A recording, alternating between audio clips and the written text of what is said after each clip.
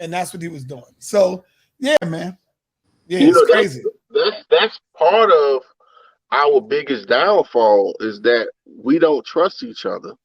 And like it's so much going on that and I was talking about this a little bit earlier today, how religion is dangerous and because everybody get in their personal feelings. And when you get people in their personal feelings, some people will kill or some people are willing to die for what they believe in, right?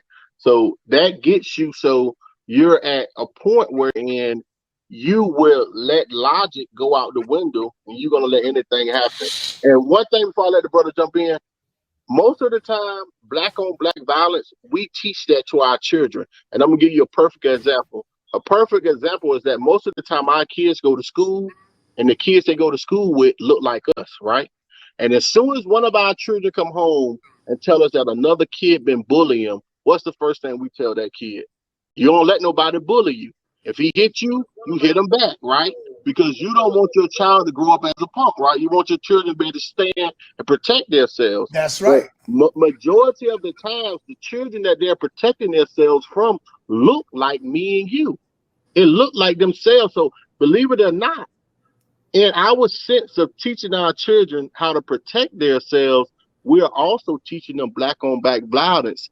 And we really don't even think about that. That's just an honest assessment.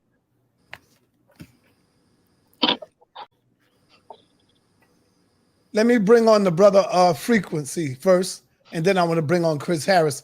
What's going on, my brother? Well, first thing I want to say is shout out to you, SANETER, because I know brother. you raised at least everybody's consciousness that's on this live stream right now. So shout out to you on some real. But pertaining to the topic, yeah, entitlement. I feel as though Brother Black Jesus Minister just felt so entitled because he's been on here so long. He's been, a champion before or whatever. And he just felt entitled to the platform that he could just talk to people how he want. Mm-hmm. And if he don't get his way, he ran. And he showed us that yesterday. So yeah, he showed a real poor example of a coward, man. He sure. really ran, man. And that was crazy. Yeah. But I feel as though we needed to see that. We needed to see that just so that we know how to maneuver and how not to maneuver, Yeah, when I saw that, I couldn't believe it. I was like, oh, shit, he really fucking left. And you got young boys up here in their 20s, and they asking you questions, and you can't answer the questions, so you call them all kind of a niggas and nigger nuts and all kind of shit.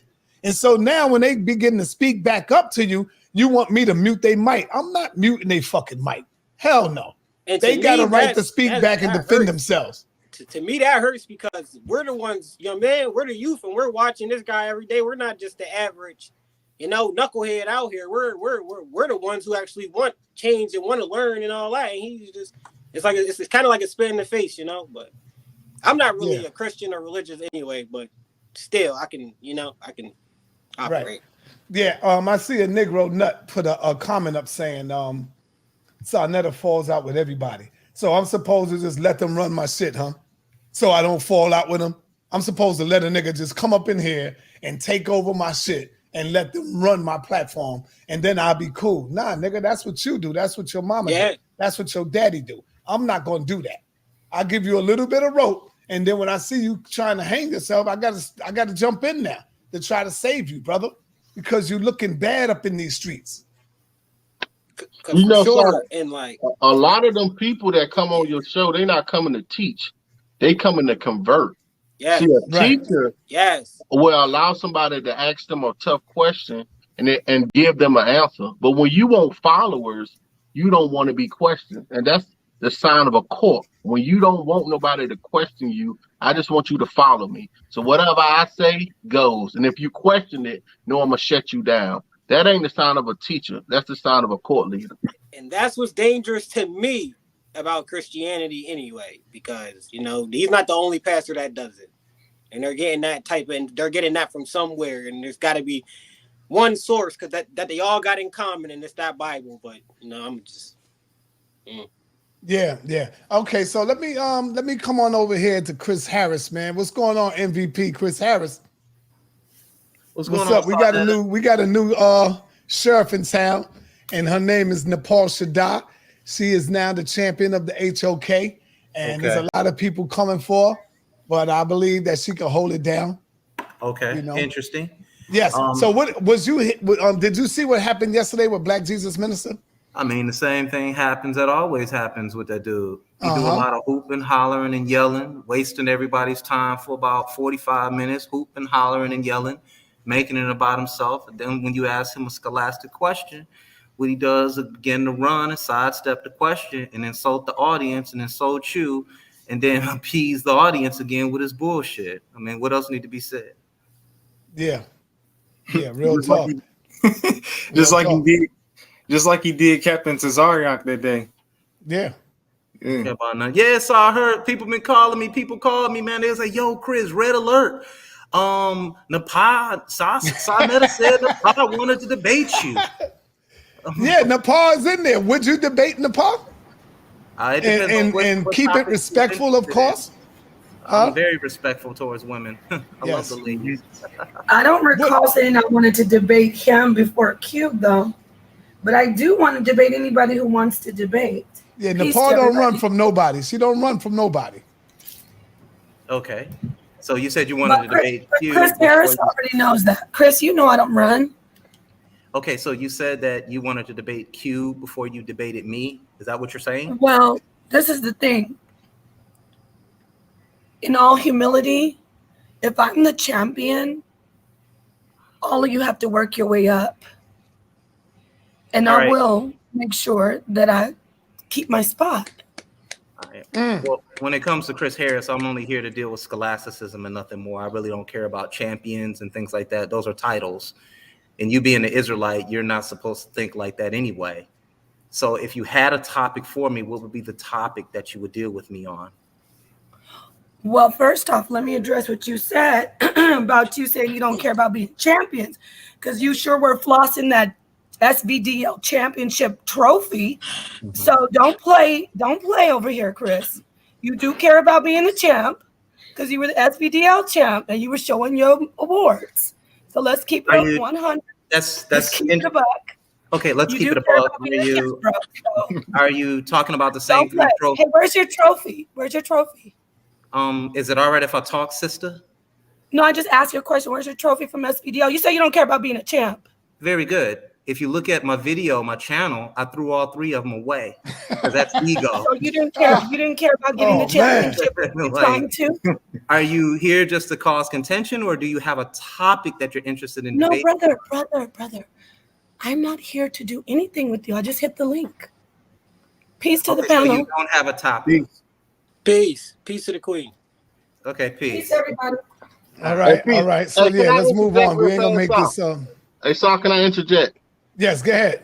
Hey, remember we talking about unity now and why we wasn't able to follow.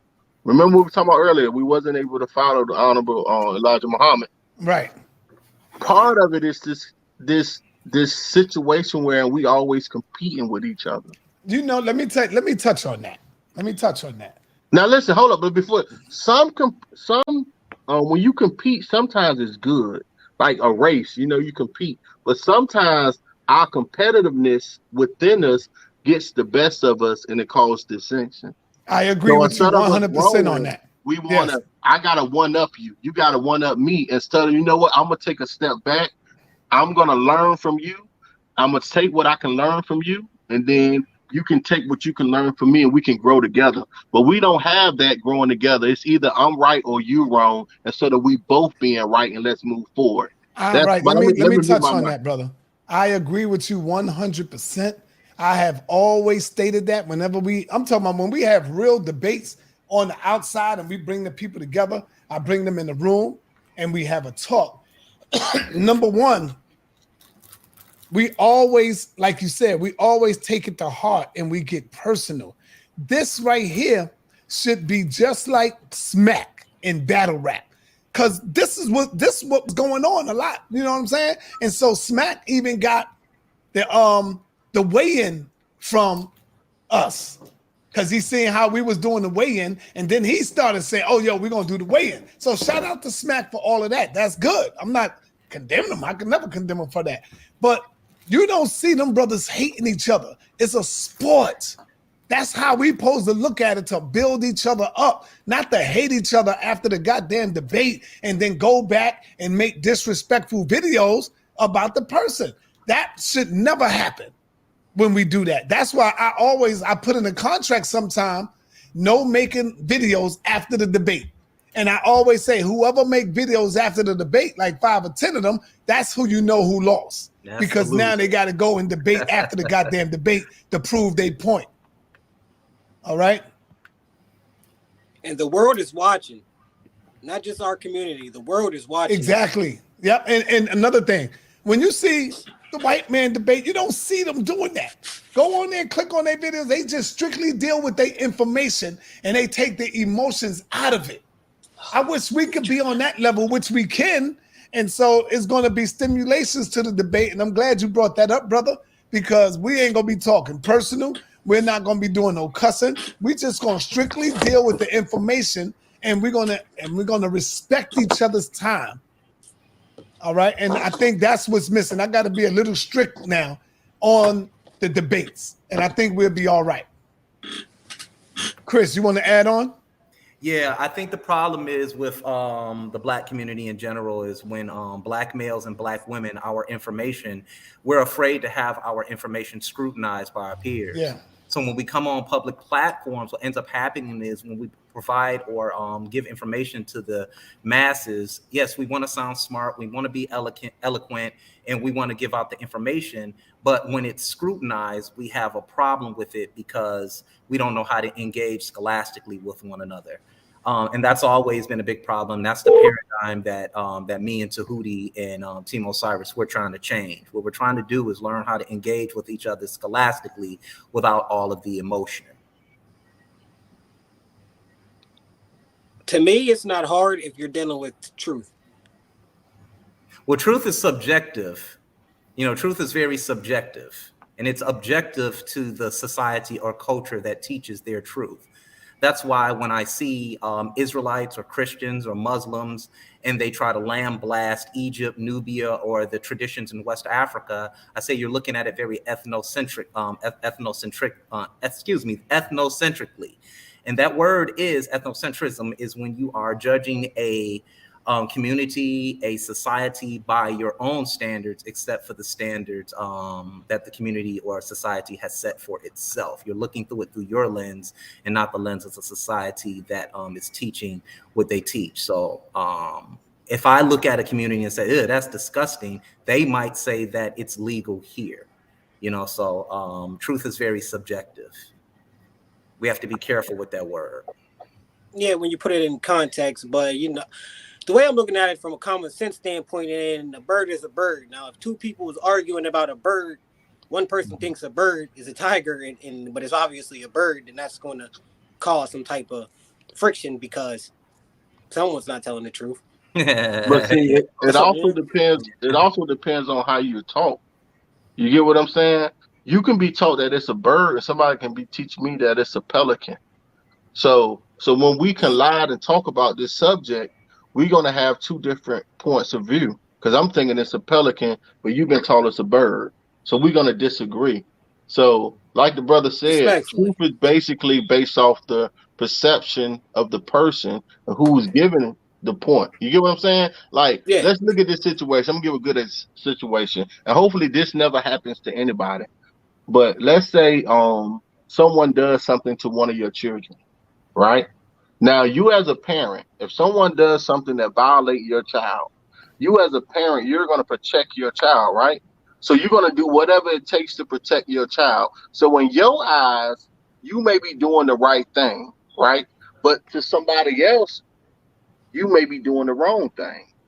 You get what I'm saying? So like if somebody rape or mistreat one of your children and you find a person that does it and you does something to that person, in your eyes, you are right. But in somebody else's eye, the victim, their family going to look at it a different way, because it's all on the eyes of the beholder. So truth is very subjective, man. So we have to, but that's something that we also have to have reasoning. See, you have to be able to reason to look at things from both sides of the spectrum. And that's where we fall short, because we're so strong set on what I think is right, what I have been told is right. This is the right way, and this is the wrong way. So if I'm going straight and you're going backwards, no, you got to follow me straight, and that ain't justice. Like, that ain't how the world works. You have yin and yang, right? So you're gonna have two sides to each spectrum. But the thing is to be able to get in the middle and then go down this road to look at things from both sides. To But find most the of us don't balance. do that. We don't weigh the pros and cons of everything. We only see things our way. And that's because the way we've been taught in America and how we had to survive for so long, we've been surviving instead of living. See, when you live, it's different than surviving.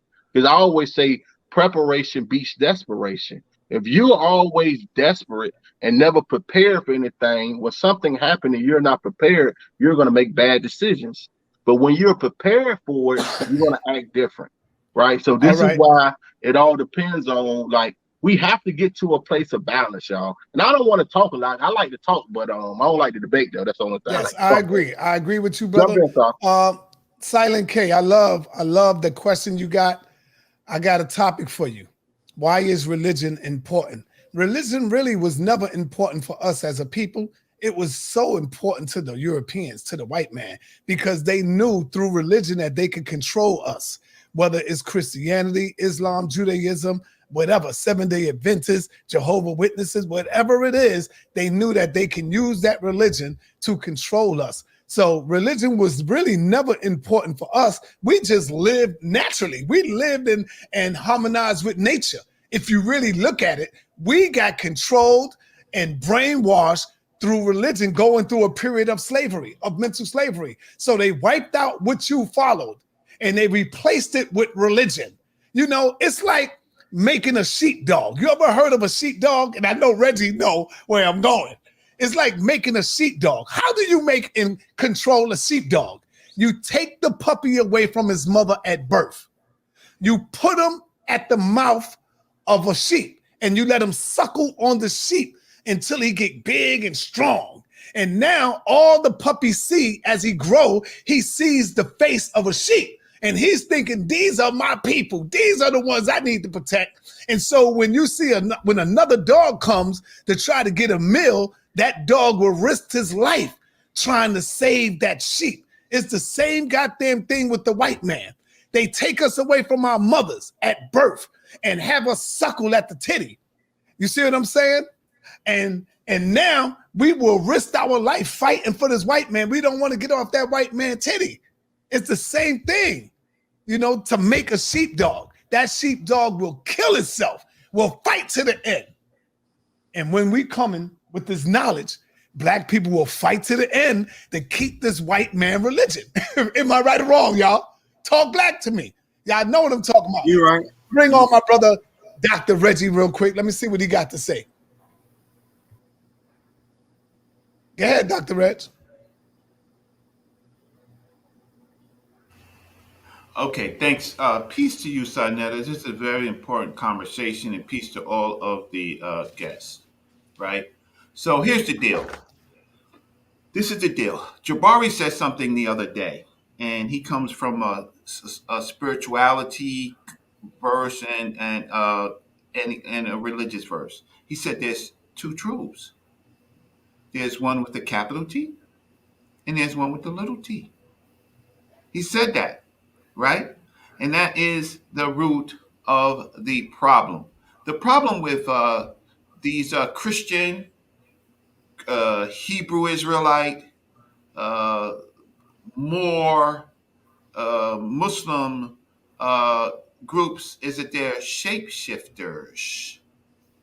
See, what they do is they play verses on you, and the verses don't even agree, right? They don't agree, but they can pull out a convenient verse to confuse you, and you religious-minded people don't have the skill set to understand. For example, in Christianity, you Paulinian Negroes, what Paul said, with the only person, one of the people that actually saw Christ in the verses, Matthew and Luke, you even discard them and then you go to Paul.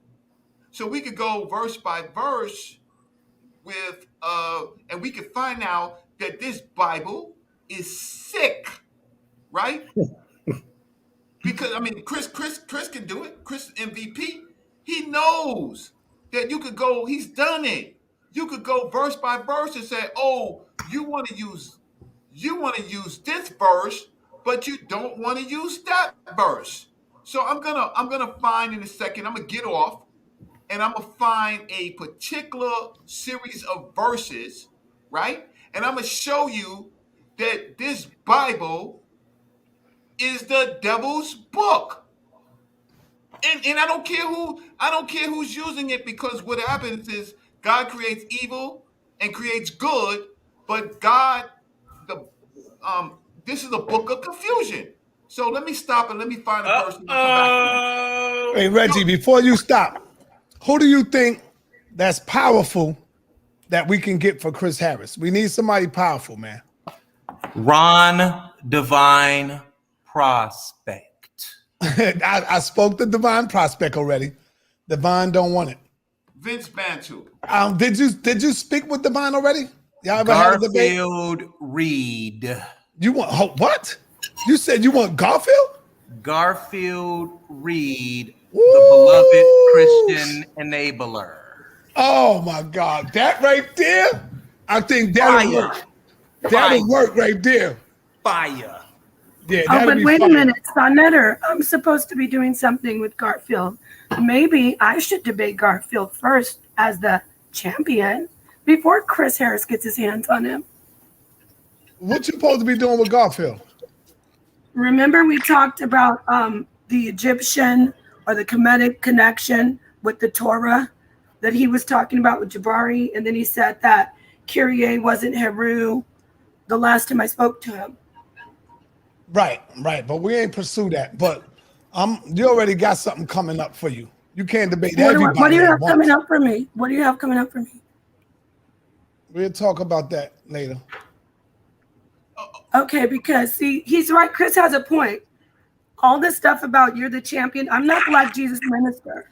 I want to debate, and I will debate Chris, but I do want to debate people that actually have brains and know scholars.